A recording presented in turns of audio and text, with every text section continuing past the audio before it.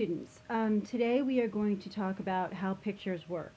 This is all based on the work of Molly Bang, who is a notable picture book artist, and we'll get right to it into some of the principles. So in this presentation, we're going to see how to build a picture that relates to a moment in a story of a fairy tale, and using basic elements of shape, color, and value, and considering certain principles such as contrast, color and value, placement, and emphasis and repetition to create tension or evoke an emotional response. Visual literacy is really important, and it's been written into the core standards because, as we know, when we're learning how to read, we take a lot from the visual elements of a book to help us secure that meaning and make sense making. So the three key elements help pictures work: context, composition, compositional elements.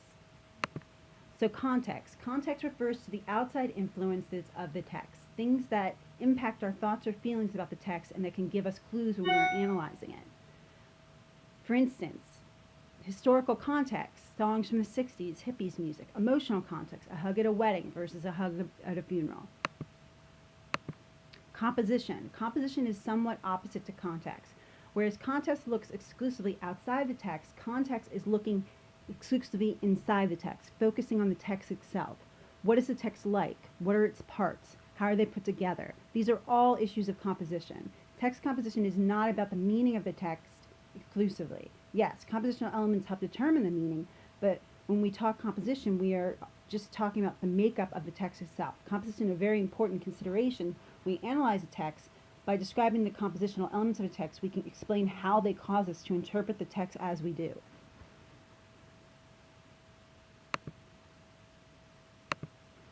So some of the compositional elements we're going to be looking at are color, contrast, size, shape, spatial arrangement, and symmetry. When we discuss the composition of text, these are some of the aspects of the composition we would refer to. We will speak also about other elements like line and shape. So here we have horizontal versus diagonal. Horizontal shape, stability and calm, versus vertical shape, more active, defying gravity. A way of looking at it is horizontal, at least in Western culture, is going to give you a feeling of stability. If you're thinking of, let's say you're taking a bike ride and you see right in front of you flat land, that's going to give you a much more sense of calm than if you stand there on the tip of a precipice or a mountain and you see all the way down, which is going to give a more threatening feeling. So moving on from that, we get a mixture of both, which is placing a horizontal bar across a series of verticals conveys stability and order, as in the classical temple design.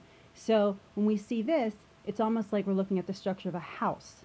So the beams of a house. So it's going to be more of a calm-like feeling. Now we compare this to a diagonal. The diagonal shapes and lines imply movement or tension. Diagonals add depth to a picture and lead the eye off the page or to wherever they're going. Now we see a triangle. One where the base is laying horizontally, and another one comparatively where it's tilted on one of its corners. Now, one is going to give you a more stable feeling, and the other is going to imply more tension. So, since we said before, horizontally, things feel more stable. So the triangle that's horizontally has its base on the ground is going to be more stable than the one that's tilting on its corner, which could feel like it could fall at any moment and implies movement. So here we see triangles in descending order on the diagonal imply an even greater sense of movement in deeper space. So it feels like it's almost flying off the page. And you'll see a lot of artists make choices like this. The thing that comes to mind when I think about this kind of use of composition in space is the way that George Lucas opens the credits of Star Wars, and it, in a far off galaxy, far away, and it's actually not in a box that the lettering is actually going in a diagonal into space. So it's giving you a sense of movement and a sense of energy than just giving you a box to read. So here we come to composition in space. And this is the point where I'd like to emphasize that when I'm talking about composition here, I'm talking about Western conventions. There are various which differ from Eastern conventions, which we'll see here. So if we come from a tradition where we believe that below there's Hades and there's evil, or there's wrongness, and above there's, Olympus and there's wonderfulness and there's the gods, we're going to believe that above is good and below is bad. So when an object is placed above, it's going to have more pictorial weight than when it's put on below, where it's going to have a more grounded, heavier, sadder feeling. Again, the sun is in the sky, so we might even give it a more like it's floating or it's flying, or also if it's above, it might have a more spiritual kind of connotation, or things like freedom or happiness or triumph could be connoted with it being higher up on the in the design. Now we see the triangle being in the center, and it being emphasized in the center by it being in the middle of a star blast. So it's definitely very effective in getting your attention, but does it provide the greatest attraction is the question. And Molly Bang would actually say no. She would say it would be more dynamic if it was actually off-center of the page. So here we get into color, and again we talk about, this is also culturally based, so Western and Eastern cultures. In Western cultures, black is often associated with death and what people wear to mourn. But in some Eastern cultures, people actually go to funerals in white. So again, this is something that's culturally based. But in Western culture, white has connotations of clarity, of lightness, of being safer. When the light is out, we can see what we're doing. Darkness has an ominous feeling, a fear of the unknown. So that's how colors can definitely impact the meaning. So we get to shape, and as I had made the comment earlier about going on a bike ride, if we had a choice, well, those of us who are more daring might want to try the jagged edged trail, but those who would like more free, spirited but not fearful bike ride might choose the more rounded kind of trail. So again, pointed shapes are more threatening. They cause a tense or fearful response. Rounded shapes evoke a calm, comforting feeling. So here we can see a comparison composition of size. So what happens when we make the triangle smaller? Well, when the triangle is larger, our attention is definitely grabbed by it. It has a stronger pictorial weight. It dominates the space on the page. When it's smaller, it seems more vulnerable, and the background seems more vast and perhaps even more important. Another comment about space, color, and shape. How would you sort these? Take a second to think about how you would go about sorting these various objects. Well, Molly Bang would say, we tend to associate same or similar colors much more strongly than we associate same or similar shapes. So Molly Bang would say that the colors, regardless of shapes, would stand out to us more than the shapes would. So we would take the black shapes and we would separate them from the red shapes before we would take the triangles and separate them from the circles. So all of this goes together with how we respond to contrast, because contrast enables us to see. Human visual perception is based on contrast. So contrast, value, shape, color, size, texture, placement are a combination of all of these things are what helps us make meaning out of shapes and ultimately pictures in our heads that tell stories. So this is on the cover of Molly Bang's book. And I just want you to look closely at it. What is happening in this picture? What about the composition and the compositional elements make you think so? So we see some horizontal and vertical lines going on here. We see some diagonal lines. In the background, we see a small red shape that's a triangle. In the foreground, we see, you know, a figure, a creature of some sort that looks like it has teeth. So what is going on in this? What well-known children's story is Bang telling? So what is that figure representing in the foreground? What is that figure representing in the background? And what is that environment representing? Little Red Riding Hood. So there are many different versions of Little Red Riding Hood, and some of the titles I have put up for you to see. So we have the Newbery Award-winning Little Red Riding Hood in the top left corner, and you might not see him, but the wolf is all the way in the background, turning his head around the tree. Also, you can, if you look even closer, you can see that Little Red Riding Hood has her 2 feet turned in. And it's spatially, it's very compact. There isn't a lot of free space going on. There's a lot of foliage and trees and animals scattering about. So it's very close and contained, which can give you a sort of tension. If you look closer at her face, there isn't really a smile. It's not really a grimace. It's less. You're less able to tell, you know, what's going on. She's dressed very classically. Then we go to the Little Golden Book version, where all we see is a classic, you know, almost baby doll version looking Little Red Riding Hood, where you don't really see any ominous figure at all. Very light colors used, which is much different than the next picture, which is very cartoony, but it has a black background, which does give you a sense of something threatening going on. But at the same time, the figure is very unrealistic like the last 2 figures, so it's more cartoony. Then we go down and see the picture of a gigantic wolf with gigantic teeth and a little tiny Little Red Riding Hood, which gives you a completely different feeling than the last 3.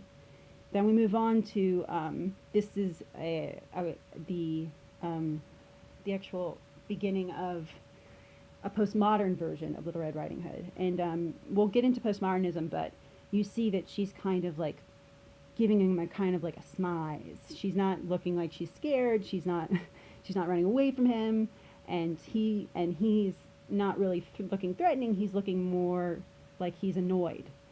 Then we get to the next one, and what's different about this one? It's very different than the other ones.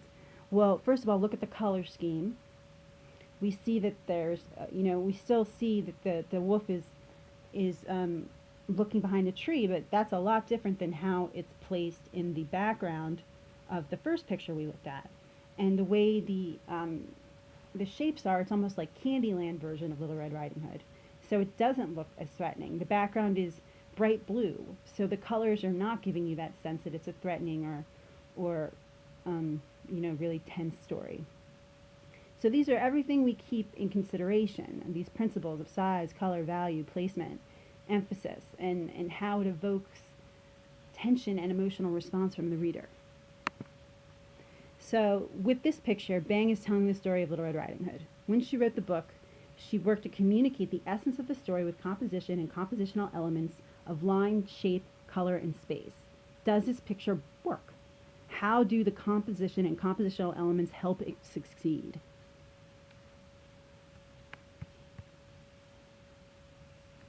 So we start off, what impressions does this red triangle give you? I mean, this red square, which we are going to compare to a red triangle. So we're trying to pick the protagonist of our story. Is this a sufficient enough symbolic in order for it to convey what we need it to, compared to the triangle? What impressions does this give you? And then we compare the two. How do the two shapes compare? Which is cooler and less interesting? Which is more dynamic or energetic? Which is more huggable? Why? Why do you suppose a triangle was chosen for Little Red Riding Hood? Well, many reasons. The figure of the triangle evokes feelings. What about the feelings of stability, balance, alertness, plus warmth and strength, vitality, boldness, and a sense of danger? So she decided to represent Little Red Riding Hood as a red triangle since the color and shape relate to Little Red Riding Hood's clothing.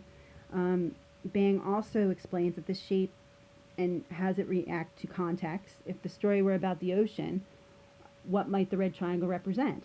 Do like a buoy or something, right? Do different associations evoke different responses? She explains the red triangle she chose for Little Red Riding Hood isn't huggable because of its points, but makes us feel stable because of its wide, flat, horizontal base and equal sides. We get a sense of balance and equanimity from the shape. The color is warm, which suggests a number of conflicting things, but also passion and vitality. To summarize this, Bang chose the red triangle to represent the protagonist for the reasons of the literal reasons. The protagonist is Little Red Riding Hood, so the color makes sense. The triangle is similar in shape to the hood or cape she wears. Figurative reasons or connotations. Red represents danger, and the girl is in danger. Red is energetic color, the color of blood and life and fire. All of these meanings are going on at the same time, and we must sort them out, which one pays attention to. Context helps us do that. So now we're looking for the mother. Do you think this adequately represents, does the larger red triangle adequately represent the mother? It's certainly larger in size, and it definitely shows the connection to Little Red Riding Hood because they're both red and they're both triangles. But could she be better represented? How about now? The author thought that the rounded corners made the figure more gentle and mom-like, but then she had to think about color. The author thought red was too energetic for the mom, plus mom and daughters aren't exactly the same, so Bang chose purple. Purple is related to red, but not the same. So, summary of design ideas so far. Size has meaning, bigger for the mom. Shape has meaning. Rounder shapes are softer and more motherly. Color has meaning, literal and figurative reasons just stated. So now we've seen a little bit of a scene. So what about contrast and spatial arrangement here? What's going on in this picture? So we see the mother represented by the purple oval-like shape, and we see Little Red Riding Hood represented by the triangle. So what is that black object? So the black object is a basket. Mom is giving Little Red Riding Hood a basket. The color is black to contrast with the other colors. It stands out. It's clearly something different that the other two shapes are. Note that the basket is tilted also. This implies motion, that mom is handing it off. If it were level, it wouldn't have that feeling. So mom gives Little Red Riding Hood the basket. Its color is black to contrast with the other colors. It stands out because it's different from the other two shapes. The black basket is also slightly tilted. This implies motion and energy. If it were level, it would have a calmer feeling. Now we have to consider the forest and Bang's possible choices for the trees. So let's go through the choices. We have triangles here. We have more jagged looking triangles like things as another option. And we have, vertical lines. So what about all these choices, and which one do you think are reasons why Molly Bang might have chosen or not chosen them?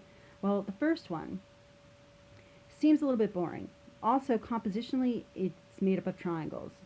And due to the fact that the protagonist is being represented by a triangle, it might be confusing because Little Red Riding Hood is a red triangle, amongst a lot of black triangles.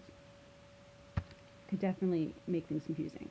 Bang's second choice was more obviously tree-like, but the shapes also crowded the space and didn't leave much room for Little Red Riding Hood. In Bang's third arrangement, the trees seem very tall. We can't see their tops, and the different widths imply space. They make the forest look deep. This choice, then, was best to Molly Bang. Now we're going to take a look at the next 4 slides. How does changing the size and spatial arrangement affect your feelings about the picture? Which one is more scary? Is the story Little Red Riding Hood is in danger after all? How does the composition feel? So here we have one picture where we see the horizontal. We see the Little Red Riding Hood, horizontally on the base and the vertical trees and her size in comparison to them. Did this affect any meaning by making her smaller? Again, we'll go to the next one. Now we've made it even smaller and the trees are even larger and thicker. Now we've moved her up in space and more into the foreground. In this image, there's a symmetry in the tree trunks. They all go up and down. How about this? Does the picture feel the same? So,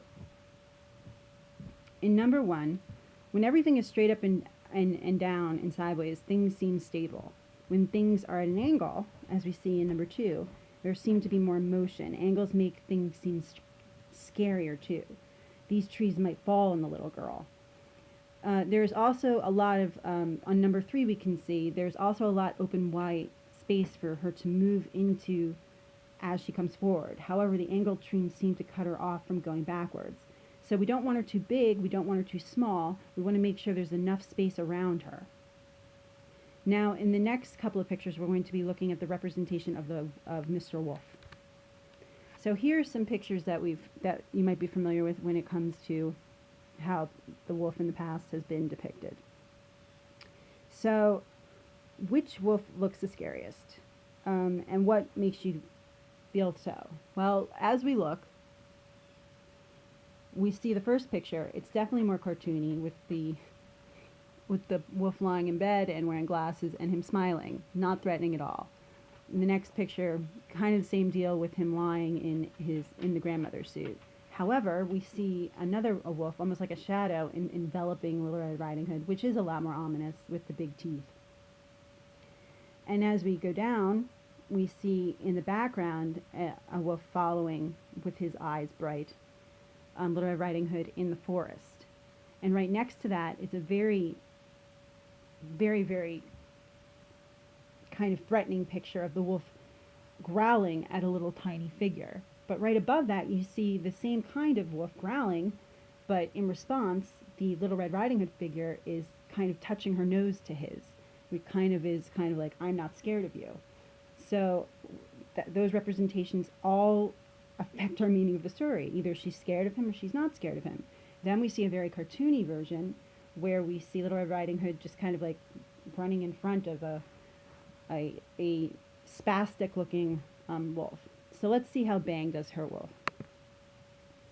So this is what we start off with. So she keeps the same background with the diagonal and the vertical lines, and we see Little Red Riding Hood and the shape that she chose also being the red triangle. And in the forefront, we see the figure of the wolf.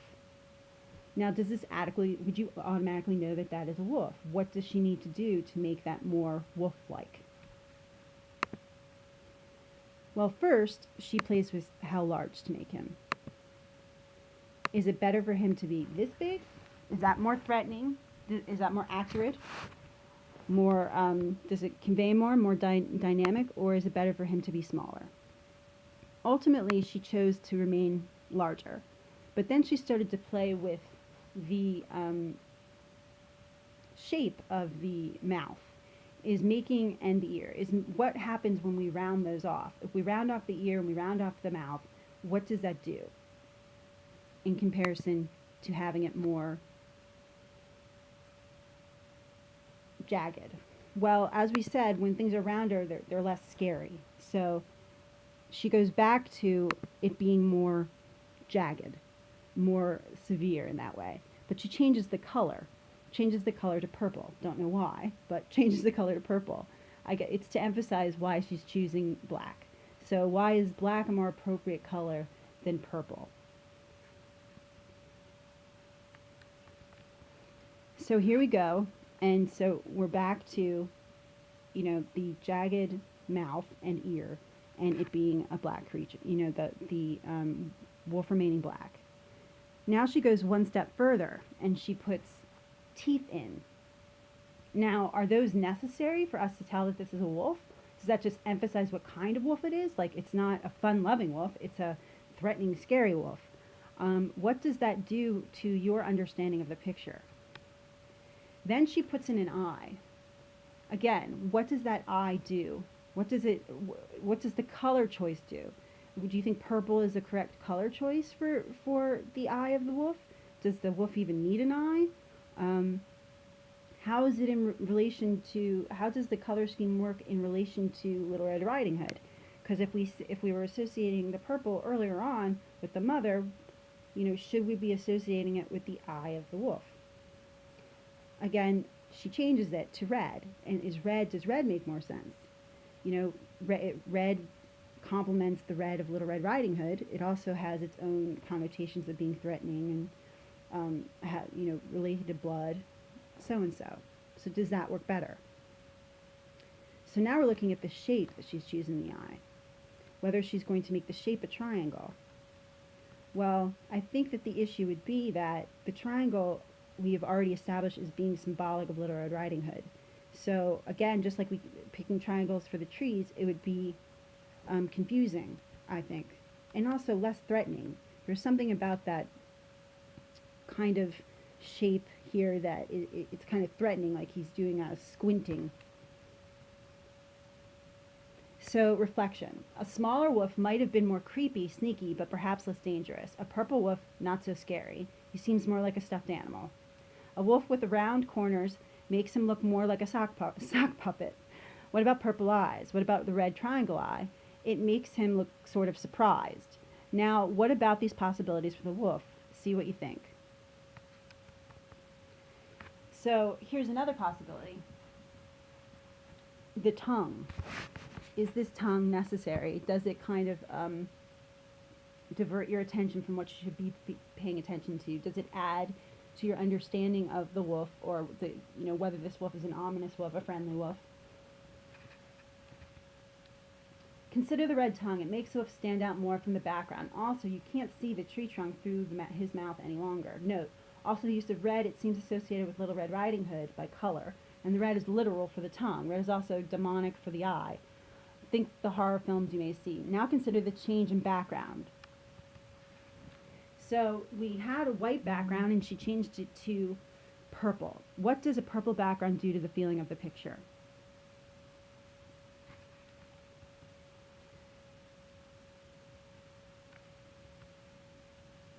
So white, as we were talking about it, makes more like it's light outside and it's more clarity. It can't be black because we need to see the features of what's going on. So purple, perhaps, is a mix of making things look darker without making it too dark that we can't see anything at all. Finally, the author experimented with the more contrast with the teeth. This could be a literal choice, but real wolf teeth are probably not so pearly white. White does make us think of teeth, though, and there are a lot of contrast. What do the wolf's white teeth add to the picture? So, is it necessary for the teeth to be white? What does it add? What does it take away? So here's the reference where this is all from. Now, this was a very short introduction, actually, to all of these elements, but all of these will play in more to when we start talking more about picture book art and the choices that are made in picture books and the importance of visual literacy. So I hope that it was clear. If it's not, feel free to write down some questions and bring them to class, or re-watch the video. But review some of this and be prepared to speak about it when we meet. Okay? Thank you.